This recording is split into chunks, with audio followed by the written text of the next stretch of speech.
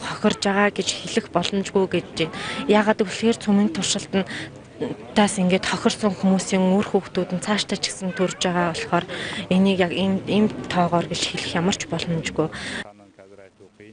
Сүүлийн жилүүдэд цөмийн зэвсэгтэй улсуудад хадгалагдаж байгаа үе олноор хүнөөх зэвсгийн тоо 19 мянгаас хол давсныг тогтоожээ. Цөмийн туршилтыг эсэргүүцэх олон улсын өдөр гэж болж байна. Энийг бол олон улсын тэмдэглэдэг болоод бас нэлээд хэдэн жил болж байна. Энэ нь бол одоо цөмийн дайны аюулыг зайлуулах, цөмийн туршилтыг хориглох, дэлхийн нийтээр ангитай амгалан байх энэ зорилгын үүднээс тэмдэглэдэг болсон. Энэ санаатлыг бол Казахстан улсын ерөнхийлөгч Назарбаев гаргаж тэрнээс хойш тэмдэглэдэг болсон. Тэгээд өнөөдөр Казахстан улсад байдаг Семипалатинскийн цөмийн туршилтын талбай гэдгийг хааж Баралд байсаар хаагаад нээс ийм туршилтыг болохгүй гэдгийг зарласан.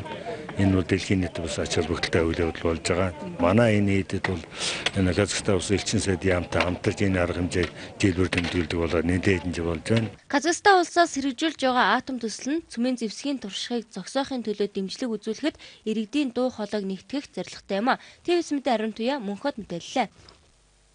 Ашигт малтмалын газраас өгсөн мэдээгээр 2014 онд улсын хэмжээнд 3055 тусгай зөвшөөрөл байгаа нь манай улсын нийт газар нутгийн 9.7% эзэлж байгаа хэрэг юм. Ашиглалтын тусгай зөвшөөрөл нь нийт газар нутгийн 1.6% эзэлж байгаа бол үлдсэн 9.1% нь хайгуулын тусгай зөвшөөрөл юм байна. Тиймээс Монголын нутаг дэвсгэр бүхэлдээ хайгуулын ашиглалтын тусгай зөвшөөрөлтэй болчихсон гэдэг бол ташаа ойлголт гэж байсан юм а. Тэгвэл энэ жилийн тухайд нийт нутгийн 19% нь ашигт малтмалын лиценз олгогдно гэсэн тооцоог гаргажээ. Монгол улсын нийт нутаг дэвсгэрийн зүүн хагасын 1194 сая га талбай болон баруун хагаст үлдсэн 195 сая га талбайд хайгуулын тусгай зөвшөөрөл хүссэн өргөдлийг ашигт малтмалын газарт хүлээн аваад байгаамаа. Гэвч өргөдлийн дугаар олголтын үйл ажиллагаанд техникийн саадал гарсан тул тухайн өдрийн дугаар олголтыг хүчингүй болох арга хэмжээ авч аж ахуйн нэгжүүдийн системд хандах эрхийг 1-7 хоногор хойшлуулсан байна. Энэ асуудлыг ашигт малтмалын газрын дараах байдлаар тайлбарласан юм а.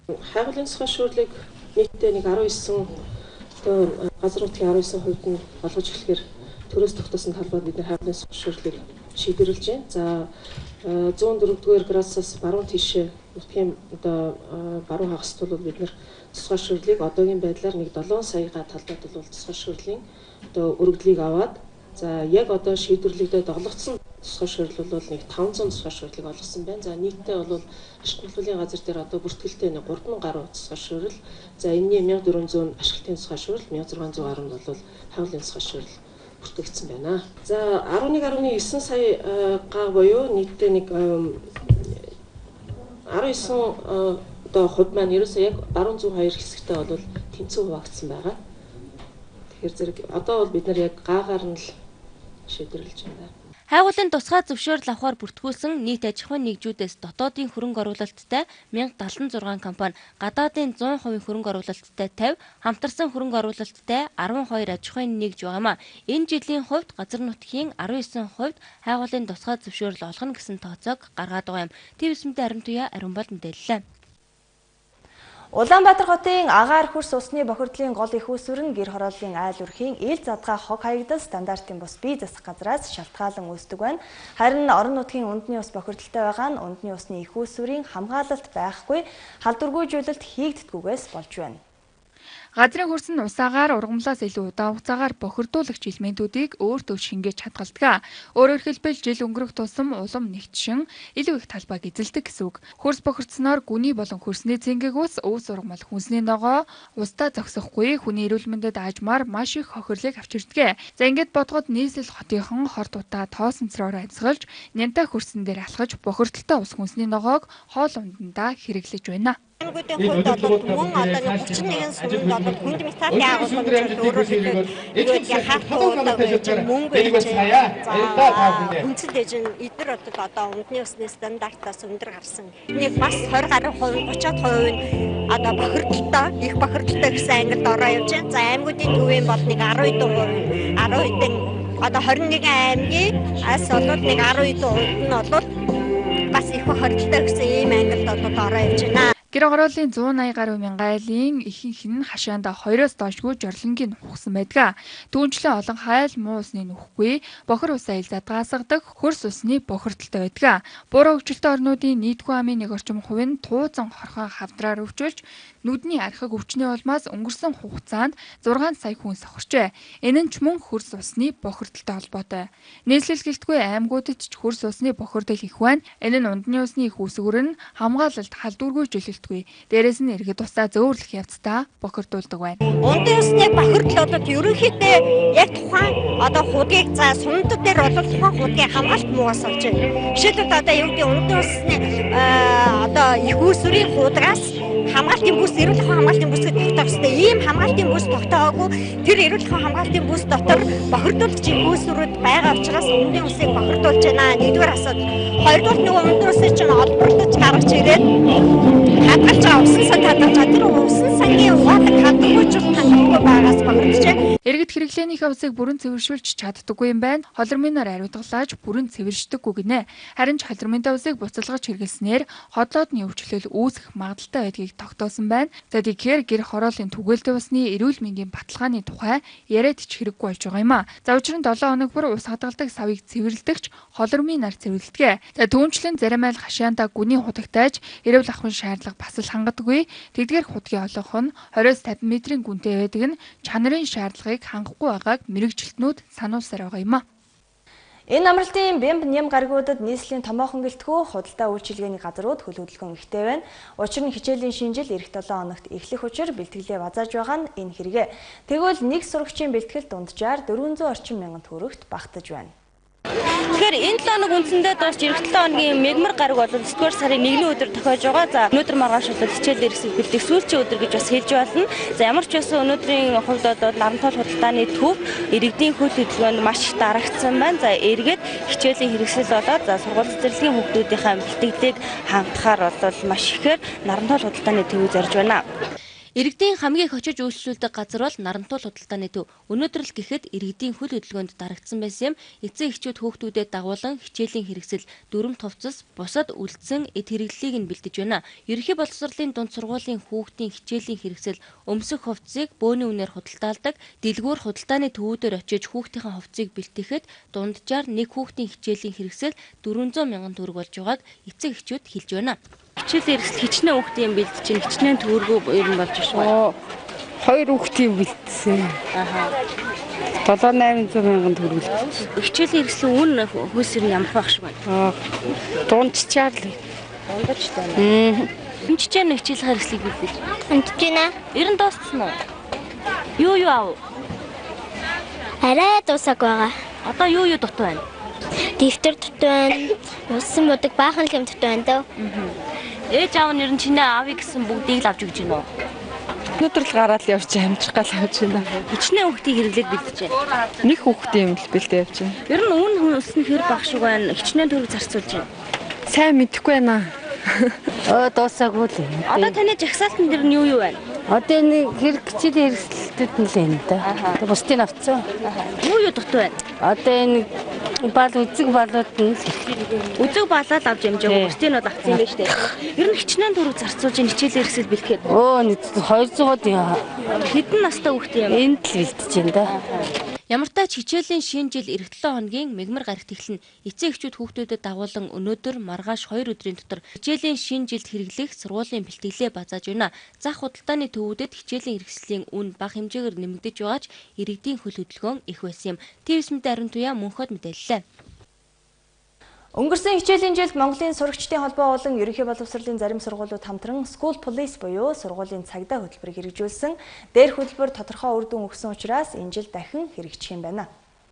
Өнгөрсөн жил нийслэлийн ерөнхий боловсролын сургуулиудын хэмжээнд School Police хөтөлбөрийг хэрэгжүүлж сурагчдын эцэг эх хүүхдүүдийнхээ эрүүл аюулгүй байдлыг хангаж ажиллаж ирсэн юм а. Өөрөөр хэлбэл сурагч бүрийн эцэг эх ээлж дараагаар сургуулийн ойр орчинд жижүүр гарч харгалзах хүнгүй сурагчдыг сургуулийн ойролцоох автозам гаргаж хөдөлгөөнд оролцож байгаа жолооч нарыг зохион байгуулж хүүхдүүдийн аюулгүй байдлыг хангаж ажиллаж ирсэн юм а. Энэ төсөл үр дүнтэй болж гэмт хэрэг төртөх сурагчдын тоог цөөрүүлж чадсан байна. Тиймээс ирэх 2015-аас 2016 оны хичээлийн жилд School Police хөтөлбөрийг дахин хэрэгжүүлэхээр болоод байна.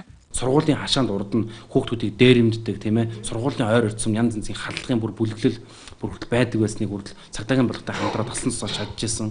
Нөө иргэдийг гэмтэргээс урсан сэргийлэхэд оролцуулнаа. Иргэд өөрсдөө сайн дураа гэмтэргээс урсан сэргийлэхэд үүрэгтэй гэдэг энэ зүйлийг бол скул полицийн эргүүл маань бол маш амжилттай хэрэгжүүлж аваад идэх хүн баяртай байна.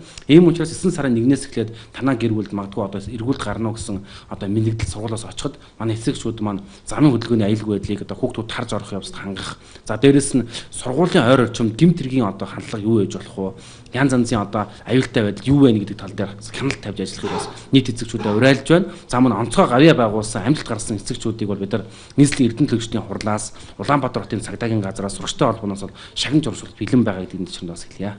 Хэрвээ сургуулийн ойр орчмын автозамд скул полис жолоочид шаардлага тавьсан тохиолдолд тухайн жолооч хүлээж авахгүй бол автомашины дугаарыг нь замын цагдаагийн газар руу явуулж хариуцлага хүлээлгэхээр болсон байна. Скул полис хэрэгжиж байгаа сургуулийн хүүхдүүдийн эцэгчүүд жилдээ 1-2 удаа л жижүүрийн үүргийг гүйцэтгэх юм байна.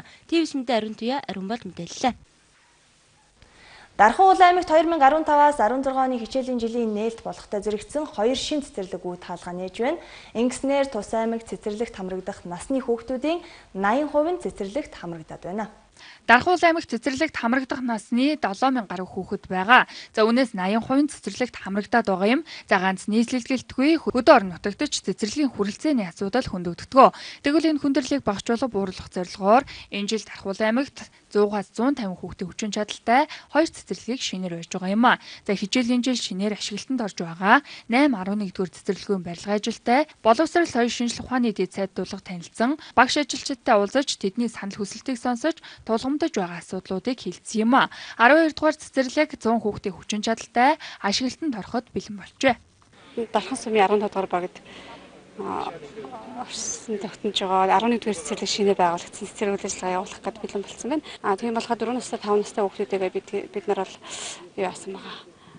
Дэш сарын эхний хүүхдүүдийгээ бас ахиулаад холимог бүлэг болгоод бэлгэрүүлгээ хүүхдийнхаа тоог нь бол бүрдүүлсэн байна.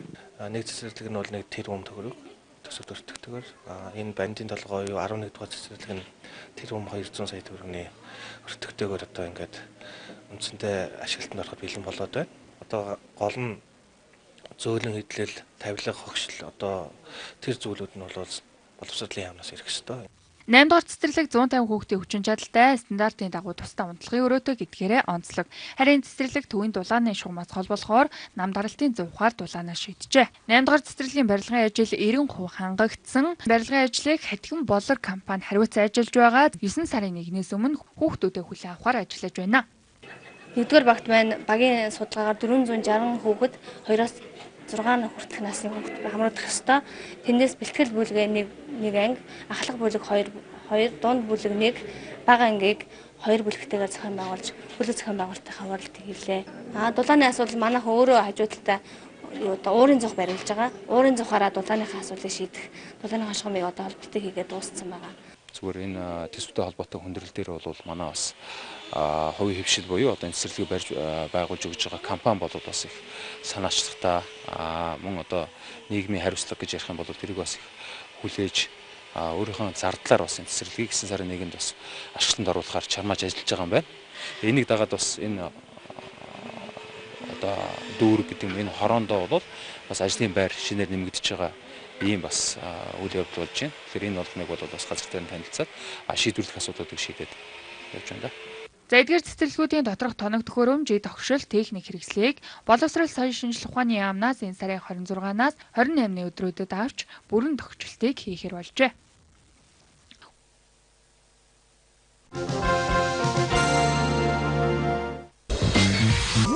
Сэтгэл сэрүүн мэдрэмж ой цай. Хэрэглэгчийн үтс 9333 9001 таны санал бидэнд дүнтэй. Талх чигээр хөлзөөд компани. Хөөе ихнэр 9900 төгрөгөөр нэг сар сүлжээндээ хязгааргүй ярина гинүү. Дараа төлбөрт багц байж нэг жил нэмэлт хэрэглээгээ хийж болно гэж хэлэхэд байна да тэгэхээр. Хосолсон төлбөрт хайбрид 9900 багц. Сүлжээндээ яриа хязгааргүй. Хайбрид 19900 багц. Сүлжээндээ яриа мессеж хязгааргүй. Бусад сүлжээнд 100 минут ярина. Хараа. Хайбрид багц утсаа бас лизингээр авдаг болчих. Mobicom. манай гэр бүл Mobinetийн өндөр хурдны интернетийг ашигладаг. Яагаад гэвэл бидэнд